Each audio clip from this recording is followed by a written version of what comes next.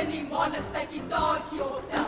Hy sit net en snaar, sy musiekloopbaan is klaar, want hy het net te veel vingers vir 'n enkele snaar. Hy gaan sit toe op 'n brug en hy skryf toe 'n gedig en hy gee dit vir Jan Bous om met note toe te lig. Dan kom 'n boere antie en dit vat nie baie lank. Hoe sy dit begin sing en die volk se harte bid. Die plaas verkoop sy soekhoek en die ekka sê goed. Ons moet daai songe publies, anders is die potjie vies. Want hulle wil dit saam sing. Maar hier kom 'n ding. Jare later kom 'n wit man wat in Zulu staan en sing. Hy's Josie nie van Josie, ja ek sê dit maak nie sin.